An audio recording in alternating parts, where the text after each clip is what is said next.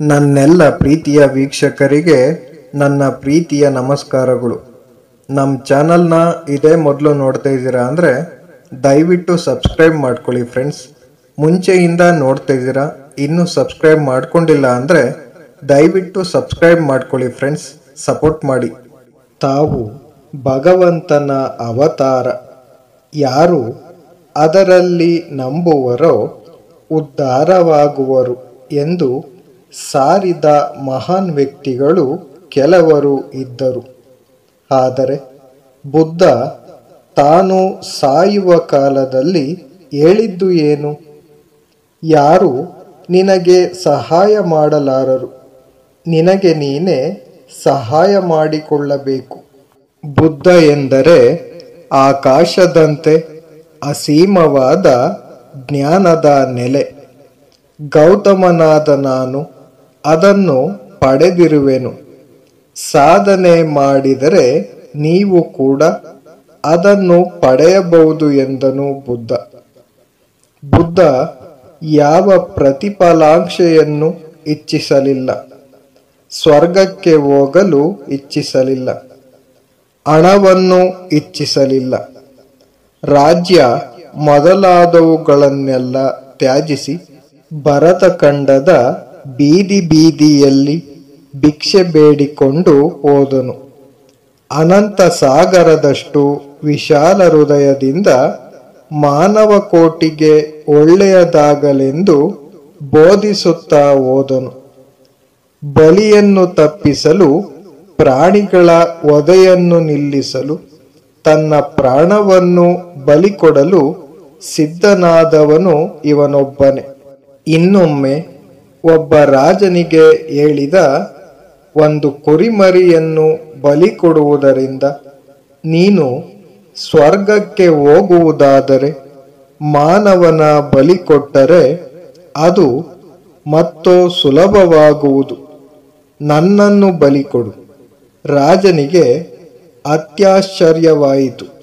ಹಲವರಿಗೆ ಸಗುಣೋಪಾಸನೆಯ ಮಾರ್ಗ ಸುಲಭವಾಗುವುದು, ಆದರೆ ಬುದ್ಧನ ಜೀವನವನ್ನು ನೋಡಿದರೆ ಒಬ್ಬ ವ್ಯಕ್ತಿ ದೇವರಲ್ಲಿ ನಂಬದಿದ್ದರೂ ಅವನಿಗೆ ಯಾವ ಸಿದ್ಧಾಂತದ ಸಹಾಯವೇ ಇಲ್ಲದಿದ್ದರೂ, ಯಾವ ಜಾತಿಗೂ ಸೇರದಿದ್ದರೂ, ಯಾವ ಗುಡಿ ಗೋಪುರಗಳಿಗೂ ಹೋಗದೇ ಇದ್ದರೂ, ಅವನು ಕೇವಲ ಜಡವಾದಿಯಾಗಿದ್ದರೂ ಚಿಂತೆಯಿಲ್ಲ.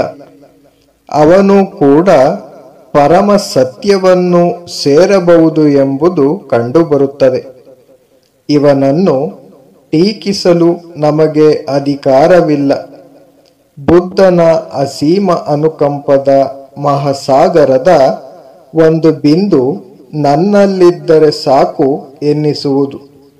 ಬುದ್ಧ ದೇವರಿರುವುದನ್ನು ನಂಬಿದ್ದನೋ ಇಲ್ಲವೋ ಅದು ನನಗೆ ಬೇಕಾಗಿಲ್ಲ. ಇತರರು ಜ್ಞಾನ, ಯೋಗ, ಭಕ್ತಿಯ ಮೂಲಕ ಯಾವ ಗುರಿಯನ್ನು ಸೇರಿದ್ದರೋ ಅದನ್ನೇ ಇವನು ಸೇರಿದ್ದ. ಬುದ್ಧ ಒಮ್ಮೆ ಬೋಧಿ ವೃಕ್ಷದ ಕೆಳಗೆ ತಪಸ್ಸು ಮಾಡುತ್ತಿದ್ದಾಗ ಮರ ಬಂದು ಇವನ ಮುಂದೆ ಪ್ರಲೋಭನೆಯ ಬಲೆಯನ್ನು ಬೀಸಿದ.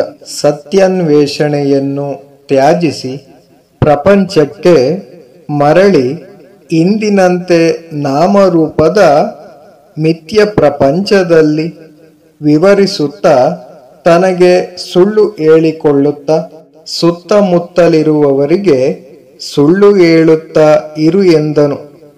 ಆದರೆ ಮಹಾನುಭಾವನಾದ ಬುದ್ಧ ಅವನನ್ನು ಗೆದ್ದ. ಸೋಮಾರಿಯಾಗಿ ಭ್ರಾಂತಿಯಲ್ಲಿ ನರಳುವುದಕ್ಕಿಂತ ಮೃತ್ಯು ಮೇಲು.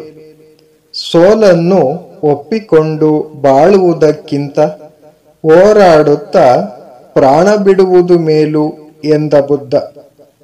ಯಾರು ಧೈರ್ಯವಾಗಿ ಹೀಗೆ ಹೇಳುವರೋ ಅವರು ಮಾತ್ರ ಧರ್ಮಾತ್ಮರು. ಬುದ್ಧ ದೈತಿಗಳ ದೇವರನ್ನು ಲೆಕ್ಕಿಸಲೇ ಇಲ್ಲ. ಅವನನ್ನು ನಾಸ್ತಿಕ, ಜಡವಾದಿ ಎಂದು ಕರೆದರು. ಆದರೂ ಅವನು ತನ್ನ ಪ್ರಾಣವನ್ನು ಒಂದು ಬಡ ಕುರಿಮರಿಗೆ ಕೊಡುವುದಕ್ಕೂ ಸಿದ್ಧನಾಗಿದ್ದನು.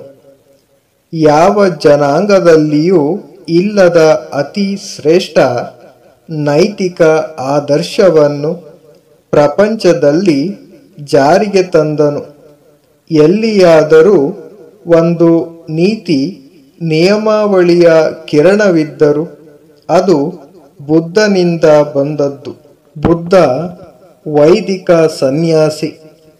ಇತರರು ಈಗ ಸ್ಥಾಪಿಸುತ್ತಿರುವಂತೆ ಅವನೊಂದು ಬೇರೆ ಶಾಖೆಯನ್ನು ಸ್ಥಾಪಿಸಿದ. ಈಗ ಯಾವುದನ್ನು ಬೌದ್ಧ ಧರ್ಮ ಎನ್ನುತ್ತಾರೋ ಆ ಭಾವನೆಗಳು ಬುದ್ಧನಿಗೆ ಸೇರಿದ್ದಲ್ಲ. ಆ ಭಾವನೆಗಳು ಅವನಿಗಿಂತ ಮುಂಚೆ ಇದ್ದವು. ಬುದ್ಧನೊಬ್ಬ ಮಹಾವ್ಯಕ್ತಿ. ಆಗಲೇ ಇದ್ದ ಭಾವನೆಗಳಿಗೆ ಪ್ರಾಣ ಪ್ರತಿಷ್ಠೆ ಮಾಡಿದ. ಬೌದ್ಧರ ಒಂದು ವಿಶೇಷವೇ ಅವರ ಸಾಮಾಜಿಕ ಭಾವನೆ.